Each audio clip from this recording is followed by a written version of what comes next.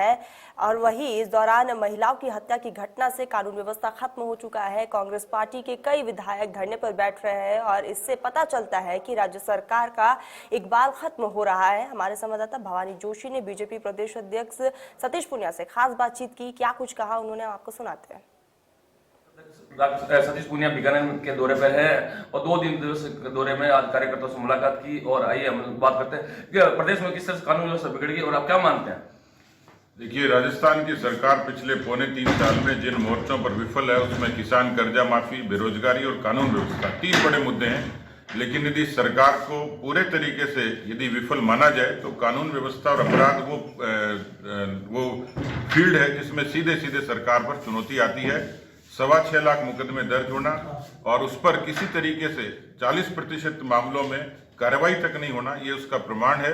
एक के बाद एक सीक्वेंस में दलितों, वंचितों पर, महिलाओं पर जिस तरीके की आम व्यक्ति सुरक्षित नहीं होना, न अस्पताल में सुरक्षित है, न घर में सुरक्षित है, न स्कूल में सुरक्षित है।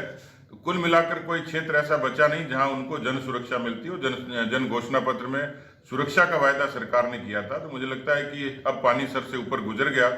राजस्थान के गृह मंत्री, जो खुद मुख्यमंत्री हैं, पूर्णकालिक गृह मंत्री नहीं होना इन सारी परिस्थितियों का भी एक कारण हो सकता है। लेकिन मुझे लगता है अब सरकार का इकबाल खत्म हो गया और मुख्यमंत्री को नैतिकता के आधार पर तुरंत इस्तीफा देना चाहिए। क्योंकि सरकार कांग्रेस की है और कांग्रेस के विधायक भी है, कांग्रेस सरकार के खिलाफ में धरना प्रदर्शन कर रहे हैं, आप क्या मानते हैं।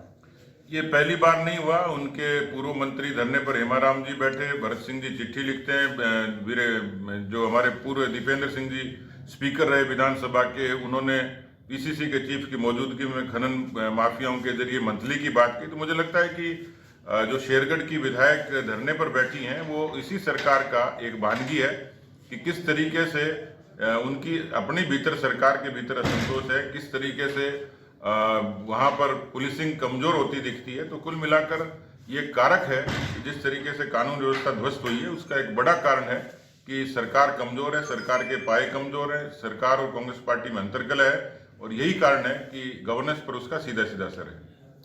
शिक्षा मंत्री डोटासरा रीट परीक्षा को मौसम बताया, आप क्या मानते हैं उसको लेकर।